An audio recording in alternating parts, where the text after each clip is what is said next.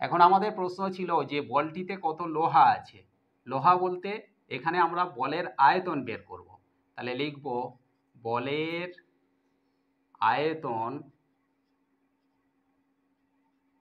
বল বলতে বৃত্ত, তাহলে বৃত্তের আয়তনের সূত্র কি না 4/3 pi r cube. Guidance support math education ক্লাসে দশম শ্রেণীর সকল ছাত্রছাত্রীদের স্বাগত জানিয়ে শুরু করছি আজকের অঙ্কের ক্লাস। আজকের ক্লাসে আমি তোমাদের শেখাবো কোষে দেখি 12 গোলকের অঙ্ক। আজকের ক্লাসে আমি 3 দাগের অঙ্ক করাবো। অঙ্কটা ইম্পর্টেন্ট অঙ্ক, অঙ্কটা তোমরা ভালো করে বুঝে নাও। দেখো কোষে দেখি 12 3 দাগের অঙ্ক আছে। স্কুলে শর্টপাট খেলার জন্য যে বলটি ব্যবহার করা হয় তার ব্যাসের দৈর্ঘ্য 7 সেমি হলে বলটিতে কত ঘন সেমি লোহা আছে হিসাব করে লিখি।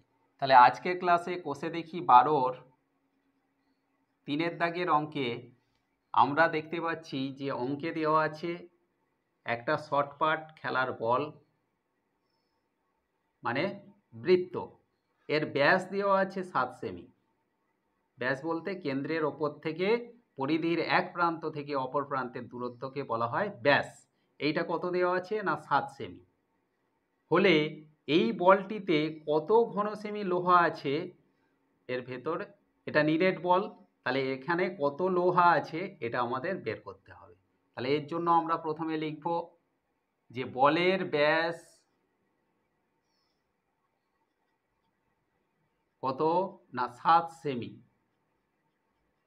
তাহলে ব্যাস যদি 7 সেমি হয়ে থাকে তাহলে ব্যাসার্ধের দৈর্ঘ্য কত, তাহলে লিখব ব্যাসার্ধ, এই ব্যাসার্ধকে আমরা আর ধরি, তাহলে 7/2, ব্যাসকে 2 দিয়ে ভাগ করলে ব্যাসার্ধ পাওয়া যায়।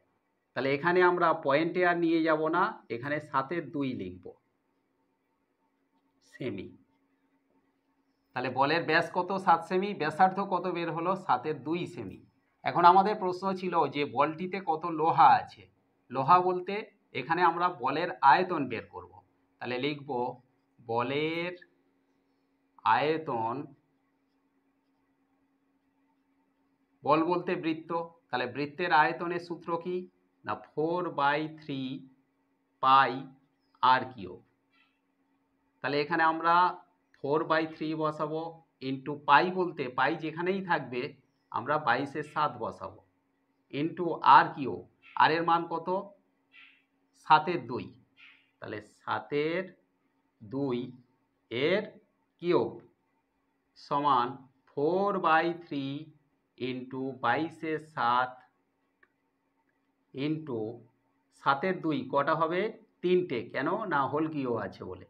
তাহলে 7/2 ইন্টু 7/2 ইন্টু 7/2। দেখো নিচের 7 আর এই ওপরের 7 কেটে গেল, 2 22-এর সঙ্গে কাটলে 11, এই 2 4-এর সঙ্গে কাটলে 2 2 4, এই 2 আর নিচের 2 কেটে গেল, তাহলে ওপরে কত থাকলো 11 ইন্টু 7 ইন্টু 7 আর নিচে রইল 3। তাহলে 11-র সঙ্গে 7 গুণ করলে 11 7 77, 77-এর সঙ্গে 7 গুণ করলে 539 বাই নিচে রইল 3।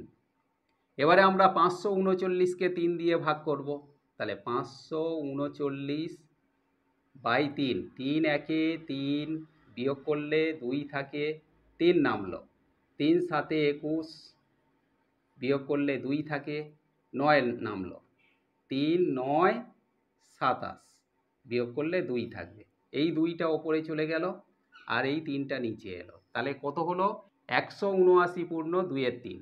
তাহলে এখানে আমরা সমান দিয়ে লিখব 179 পূর্ণ 2/3।